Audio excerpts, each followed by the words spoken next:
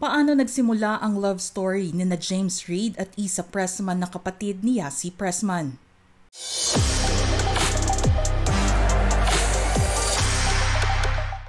May 3 taon na nga ang hiwalayan ng isa sa mga tiniliang love teams na Jayden ni James Reid at Nadine Lustre. Marami nga sa kanilang mga fans ang na-heartbroken nang ipahayag nila sa publiko na nagkanya-kanya na sila ng landas. Hindi lang kasi sila sa TV at pelikula nagkahiwalay dahil maging sa totoong buhay, itinigil na rin nila ang kanilang relasyon.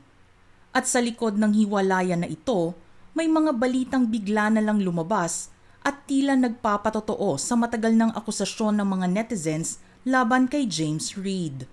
Sa kabila ng inilabas na statement ng Jayden, nagsimulang mag-isip ang mga netizens na third party ang totoong dahilan ng kanilang breakup. Ilang mga babae nga ang nalink sa pangalan ni James Reid matapos na maging single ito. Lumabas ang pangalan ng K-pop girl group member na si Nancy McDonney ng Momoland dahil sa proyektong dapat nilang gagawin ng magkasama. Andyan din ang Cebuana singer-songwriter na pumirma sa Careless label ni James na si Jolian Salvado. At nariyan din ang kapatid ng aktres na si Yasi Pressman na si Issa Pressman na kahit may ibang mga babae ang madikit sa pangalan ni James, patuloy pa rin ang paglilink sa kanya ng mga netizens sa aktor.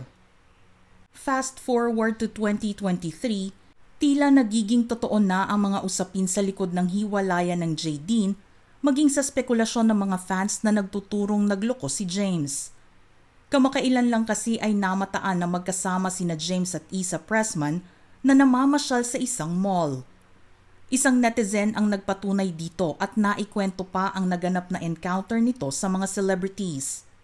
Sa litratong naipost ng netizen online, sinabi nito na habang naglalakad siya ay nabangga niya si Issa at ito pa nga raw ang nagsorry sa kanya kahit kasalanan ito ng netizen. At nang tingnan daw niya kung sino ang lalaking huminto sa kanyang tabi, nagulat na lamang ito nang malaman na si James Reid iyon. Bukod pa sa litratong ito, may video rin na lumabas kung saan makikitang magkasama rin ang dalawa.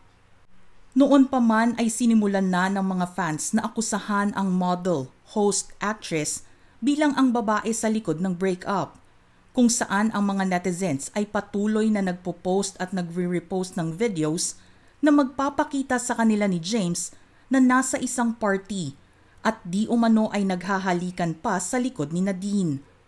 Pinalakas din nila ang haka-hakang ito dahil noong 2019 ay namataan na ang dalawa na magkasama sa Rome. Buwan ng November nang maimbitahan si James para mag-perform sa tour ng ASAP sa Europe. Sumama naman si Issa sa kanyang kapatid na si Yasi na isa rin sa mga guest performers.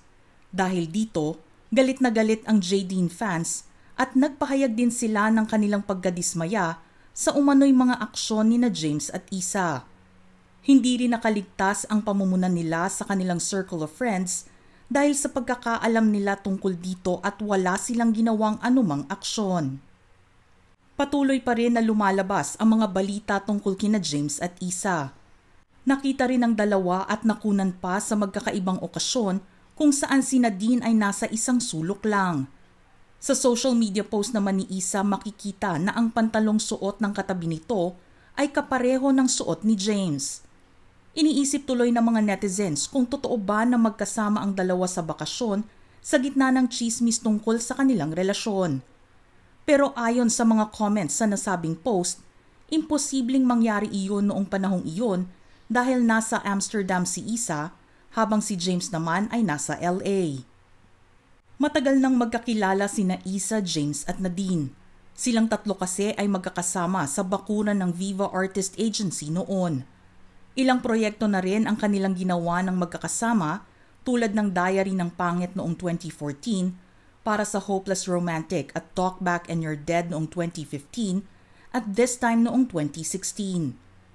Kilala rin sila na may iisang set of friends at madalas makitang magkakasama sa iba't ibang okasyon. At noong 2022 bagong dagdag sa roster of talents ng Careless Music si Issa. Magkasabay ni launch ng management agency ni James sina Issa at Liza Soberano na ipinakilala sa isang trade show. Doon ay pumirma ito ng kontrata kasama ang CEO ng agency na si Jeffrey O. Pumirma si Isa sa Careless sa hangarin na maisulong ng kumpanya ni James ang karera nito sa pag-awit at buong puso niyang ibinigay ang pagtitiwala sa kanilang team. Aniya, "It's something that I could focus on and I want something that my heart had. At first, I don't want to show it but my heart was in it. My soul was in it and I'm happy doing it. So I needed help and growth and I think I could do it with them." Kaya naman nang madawit ang pangalan ni Isa sa breakup ng Jadine, humingi ng paumanhin si James maging sa kapatid nito na si Yasi.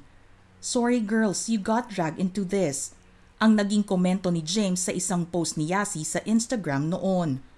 At hindi nagtagal ay nagpost naman si Yasi ng mensahe upang ipagtanggol ang nakababatang kapatid.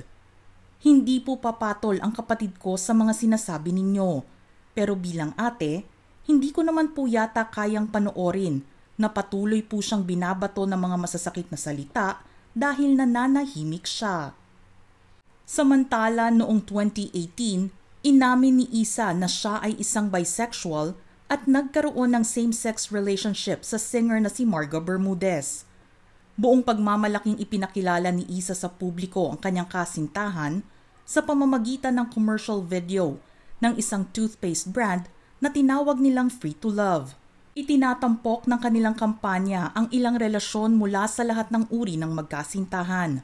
Ibinahagi ni Isa kung gaano siya kaswerte sa kanyang pamilya na sumusuporta sa kanya, matapos niyang aminin ang tungkol sa kanyang sexual orientation, na pareho niyang gusto ang mga lalaki at babae.